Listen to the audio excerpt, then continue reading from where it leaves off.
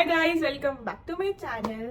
So how are you all and आपकी boards की preparation कैसी चल रही है? बिकॉज आपका सबसे पहला एग्जाम ही बिजनेस स्टडीज़ है एंड इसमें आपको क्रैमिंग पावर की बहुत ही ज़्यादा ज़रूरत होती है। And today I am going to tell you story जिससे आई होप कि आपके सारे डाउट्स एंड जो आपका अभी भी फियर्स है रिलेटेड टू बिजनेस स्टडीज़ वो सारे क्लियर हो जाएंगे।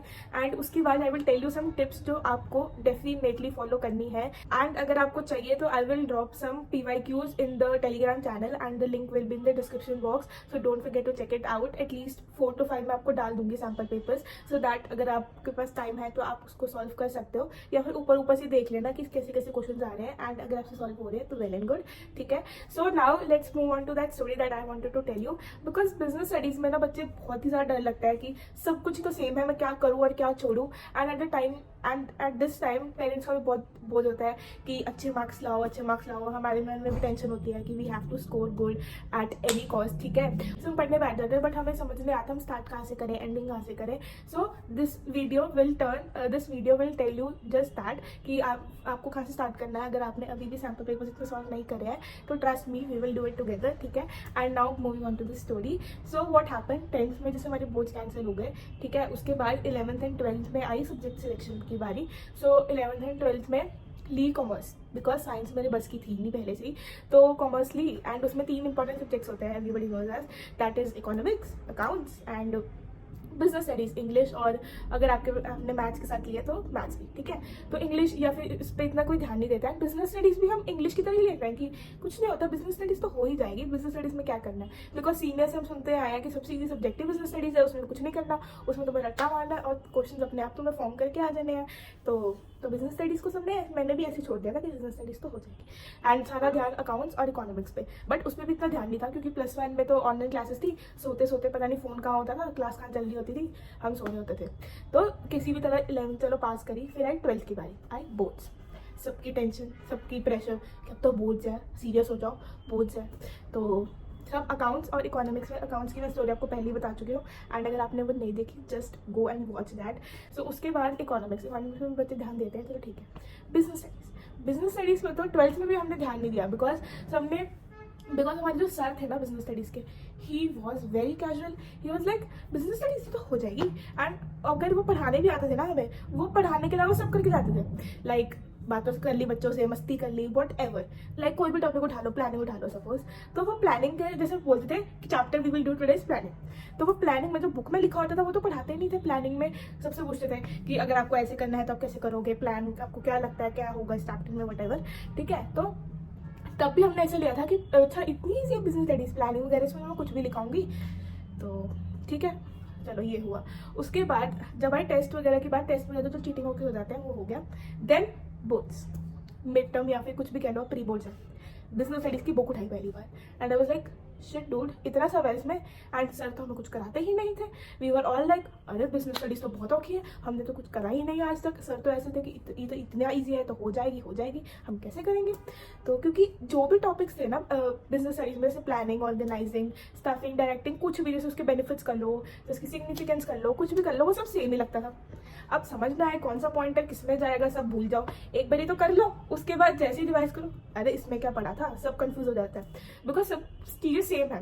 एंड वट एवर, जब मैं भी अपना कुछ भी यूट्यूब खोलती थी ना एट माई टाइम मैंने गिव बोर्ड्स, तो सब डिफरेंट टाइप्स या डिफरेंट लैंग्वेज में मेरे को यही बता देते थे पूरी बुक इंपॉर्टेंट है। अब पूरी बुक मैं 2 दिन पहले कैसे कंप्लीट कर लूँ बिजनेस स्टडीज़ की। तो आई लाइक कि इंपॉर्टेंट टॉपिक्स तो करना ही है बिकॉज इस टाइम पे ऐसा लगता है ना कि कोई गॉडफादर आ जाए, वो हमें बता दे कि पेपर कैसा आएगा, या पेपर ही लीक हो जाए, या पेपर कैंसिल हो जाए, ये सब आता है दिमाग में। तो आई वाज लाइक कि ये तो बहुत ही डिफिकल्ट है बिजनेस स्टडीज़, तो कॉन्सेप्ट भी डिफिकल्ट है, इतनी बार रट्टा कैसे मारो, क्योंकि 10th में बोर्ड्स कैंसिल होने के बाद सारी क्रैमिंग पावर चली गई थी। तो किसी भी तरह देन आई स्टार्टेड कि मैं खुद पढ़ती हूँ, सेल्फ स्टडी करा एंड बिजनेस स्टडीज बहुत ही ज़्यादा इजी है। बट द दिक्कत इज कि अगर आपको एक भी पॉइंटर याद हुआ तो वो उसको मतलब टाइप ऑफ वर्क सब में लिख सकते हो। जैसे कुछ होते हैं कि this is a basic process of management, ऐसे ऐसे कुछ भी पॉइंटर्स जो सब में जाते हैं वो याद कर लो। ठीक है, उसके बाद आप फोकस करो कि जो प्रोसेसेस होते हैं ना वो बहुत ही ध्यान से करके जाने हैं। अगर आपको ऐसे लर्न नहीं होता ना तो आप पता क्या करो, जो उसकी इनिशियल्स है ना उसके वो बना लो कुछ भी कोड्स जो आपको याद रहे, ठीक है। वो कोड बना के आप उसको याद करोगे एंड पेपर में आपको कोड के अकॉर्डिंग वो आप पॉइंटर्स आपको याद रहेंगे, ठीक है। एंड सबसे इंपॉर्टेंट बात ये है कि आपको सैम्पल पेपर सॉल्व करने ही करने हैं, बिकॉज बिजनेस स्टडीज में ना केस स्टडीज आती है एंड केस स्टडीज आप तभी सॉल्व कर पाओगे जब आपके पूरे कंसेप्ट क्लियर है बहुत ही अच्छी तरह से, ठीक है। तो बिजनेस स्टडीज का ये सब था। मैंने रखना शुरू करा कि इसमें ऐसा होगा, इसमें ऐसा होगा, मैंने खुद लिखा कि इसमें ये होगा, मैंने थोड़े से फ्लो चार्ट्स बनाए एंड देन इजीली आपसे हो जाएगी बिजनेस स्टडीज। प्लीज इतना मत डरो, ठीक है। So once you are done with solving your sample papers, the most important step which many of you skip to do is that उसको प्रॉपर्ली एनालाइज नहीं करते हो। अगर आपका वो कोई गलत निकला या फिर देखते भी नहीं हो सॉल्व करके, बस चलो मैंने सॉल्व कर लिया काम खत्म, no you don't have to do this. आपको अच्छी तरह सॉल्व करना है and then you have to see कि आपका कौन सा क्वेश्चन गलत हुआ है एंड एमसीक्यूज तो स्पेशली देखना है। चलो लॉन्ग आंसर्स कभी कभी आलस आ जाता है, नहीं देखा जाता, but MCQs and case studies are very very important. Business studies आपका एक इकलौता सब्जेक्ट है जो आपके CGPA को यहाँ से यहाँ लेके जा सकता है। सो प्लीज बिजनेस स्टडीज के एग्जाम पे प्रॉपर्ली अभी ध्यान दे दो। आपका एग्जाम अभी 22 को है, सो अभी आपके पास 2 दिन है, तो जल्दी से सारे सैम्पल पेपर जो मैं प्रोवाइड कर रही हूँ उसमें से MCQs कर लो एंड जो क्वेश्चन है उसको ऊपर ऊपर से देख लो कि हाँ मेरे को इसका आंसर पता है, तो you can do that too, ठीक है। एंड उसके बाद time management is very very very important. And अगर आपको ऐसा है कि अगर आपने अभी तक कुछ भी नहीं या फिर सैम्पल पेपर नहीं सॉल्व करा, तो इसको अगर आप सॉल्व कर लोगे तो आई गारंटी आपको ईजिली आपके मार्क्स आ जाएंगे। So this was how I scored 98 marks out of 100 in my BST board exam, and I guarantee that you can do that too if you take care of all the things that I have just mentioned. And दो important tricks हैं, sorry.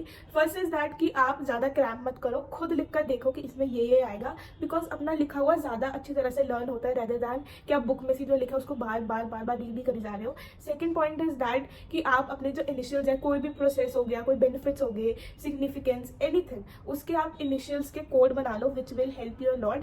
But I will suggest कि सबके मत बनाओ, आप उसके बनाने से कोई प्रोसेस है, प्लानिंग का, स्टाफिंग का, डायरेक्टिंग का, ऑर्गेनाइजिंग, इन सबके आप जो प्रोसेसेस है इनके कोड बना लो which will help you a lot. Take it from me, ठीक है, बहुत ज़्यादा हेल्प करेंगे। So this was my whole business study strategy that I have unfolded in front of you and मैंने इसी तरह से सब प्रिपेयर करा था। एंड अगर आप करोगे तो आप भी अच्छा स्कोर करोगे, बिकॉज जल्दी से अच्छा स्कोर लाके we have to target our dream university to.